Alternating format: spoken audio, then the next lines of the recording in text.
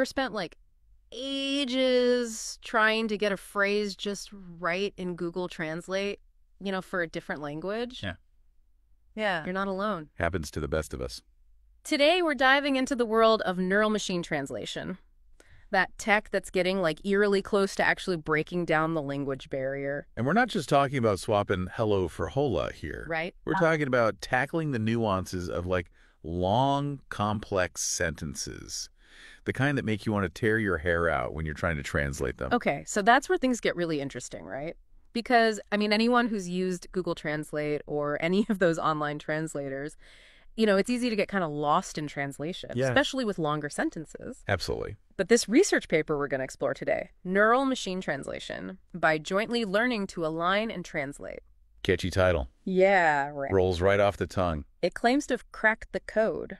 Mm-hmm. What's the secret sauce? Well, traditional models, what they call encoder-decoders, they tend to treat every sentence like it's a tweet. Okay. They're trying to like cram a novel's worth of information into this fixed space. Right. Imagine trying to explain the entire plot of your favorite movie. In like a tweet. In 2 words. Yeah.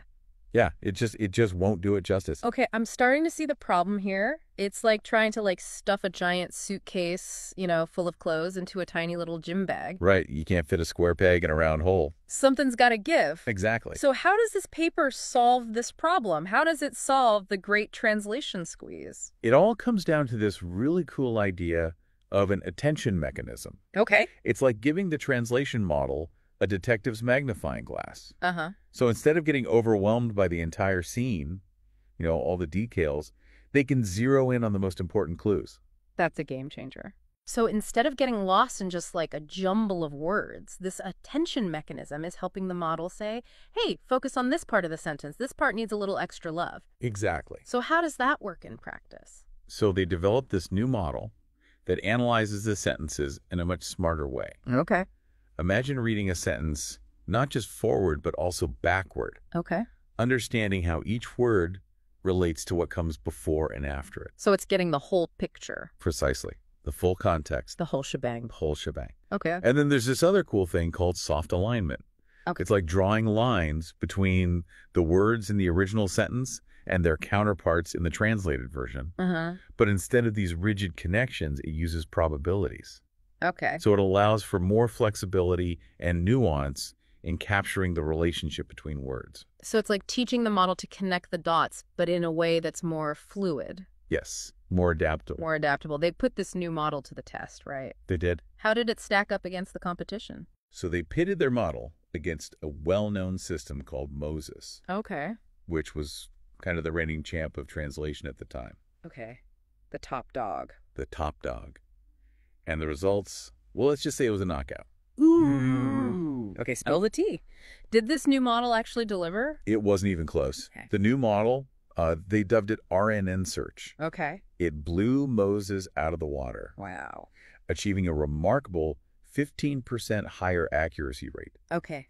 particularly when it came to longer sentences, the kind that used to trip up all those older models. 15% higher. That's huge. Yeah. It's like going from a C to an A on your language exam just by switching study methods. Right. So how did they actually show this improvement? Was it just like a bunch of numbers, or did they have like real-world examples? Well, they got visual with it. Okay. Imagine seeing like a heat map of the model's brain as it's translating, highlighting the words it's focusing on. Yeah. That's what they did. Wow. They could actually see the attention mechanism at work. Wait, so they could actually visualize which parts of the sentence the model was like paying attention to? Exactly. That's incredible. What kind of insights did they get from that?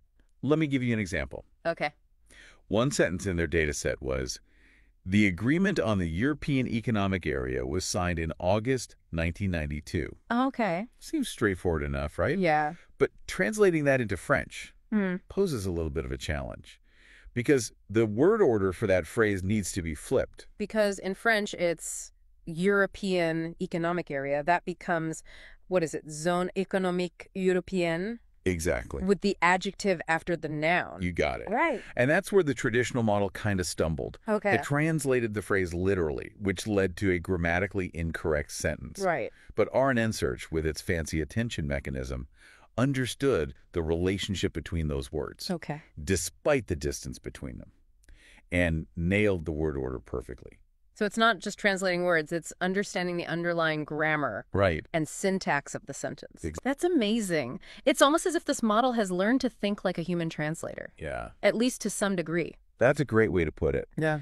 And that's precisely what makes this research so groundbreaking. Right. It's not just about improving accuracy. It's about teaching machines to grasp the nuances of language Yeah. in a way that's never been done before. This is incredibly exciting. What are the researchers saying about the future of this technology? Well, they're incredibly optimistic, Okay. but they also acknowledge that there are still challenges to overcome. Of course. Like, how do you teach a machine to deal with words it's never encountered before? That's a good question. It's like that feeling you get when you're reading a text in a foreign language and you come across a word you've never seen before. You're just like, Google Translate, I need you. Right. And then Google Translate is like, new phone, who dis? Exactly. That's a great analogy. Right. That's one of the biggest hurdles in this field. But researchers are already exploring ways to equip these models with the ability to learn new words on the fly Interesting. by analyzing the context of this sentence or even consulting external dictionaries. So they're giving these models like a little crash course in linguistics As they go along. As they go. That's fascinating. It is. And it really speaks to the incredible pace of innovation in this field. Yeah. Even though there are still challenges to overcome, this research really does feel like a turning point. Okay. It's like we've broken through a barrier and we're now in uncharted territory. Okay. So we've geeked out on the tech side of things. We have. But let's talk about the real-world implications here. Okay. What does this all mean for us everyday folks? Yeah. How might this technology actually impact our lives? The possibilities are incredibly exciting. Such as? Imagine traveling to a foreign country and being able to converse effortlessly with locals. Okay. Ordering food, asking for directions, all without worrying about language barriers. That would be a game changer Right. for someone like me who can barely order a pizza in Italian. I hear you. Right. Or think about the impact on global business. With language barriers becoming less of an obstacle. Yeah. Imagine the potential for increased collaboration, innovation, and economic growth.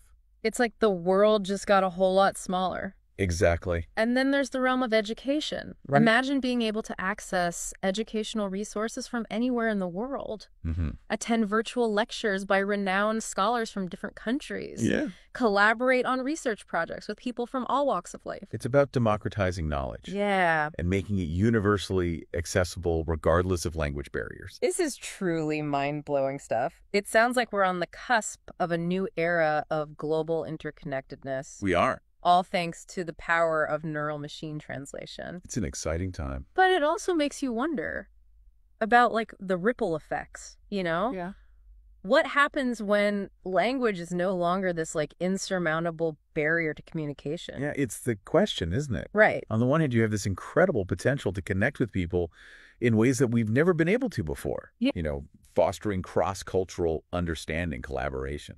Right. Like, imagine a world where, like, accessing information, sharing ideas. Yeah. Even just having a casual conversation with someone from a completely different culture Mm-hmm. is as easy as, like, clicking a button. Exactly. Really. That's amazing. It's an incredible vision. It is. But at the same time, we have to think about, you know, like any powerful technology. Right. We got to consider the potential downsides. Of course. Yeah. What are some of those potential downsides? Well, one of the big ones is ensuring equitable access, right? Okay. We need to make sure this technology benefits everyone, Yeah. not just those who already have the resources to access it. It's got to be for everyone. Exactly. And then there's the impact on culture and language itself. Okay. Imagine a future where language learning becomes obsolete.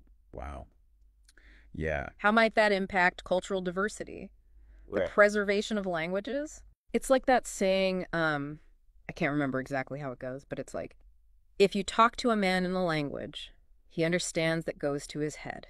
If you talk to him in his language, that goes to his heart, or something like that. Yeah. Something along those lines, you know? There's something about that connection. Yeah, and could something be lost in translation, even if that translation is technically perfect? That's a really good point. Mhm. Because language is so intertwined with culture and identity. It is. It's not just about conveying information. It's about expressing who we are. Exactly. And, you know, machines are great at the technical stuff, yeah. but they can't replicate the empathy, Right. the cultural understanding, the creative spark that make human communication so rich. So it's not about machines replacing humans. Right. It's about these two working together. Finding ways for them to complement and augment our abilities. Exactly. So this technology has the potential to be a really, really powerful tool It does. for like breaking down barriers, facilitating communication. But it's up to us to use it responsibly. Absolutely. Ethically ensuring that it serves humanity. All of us. All of us. In all of our diversity. Well said. I think that's a perfect note to end on. This deep dive into the world of neural-machine translation has been incredible. It has. We've explored its potential. We've seen the good and the bad, the possibilities, the challenges. Right. It's like opening a door to a whole new world, and we're just starting to explore what's possible. Exactly. And who knows what the future holds? Who knows? But one thing's for sure, it's going to be an exciting ride. I'm looking forward to it. Thanks for joining us on this journey, and until next time, keep those minds curious and those conversations flowing, no matter what language you choose to speak.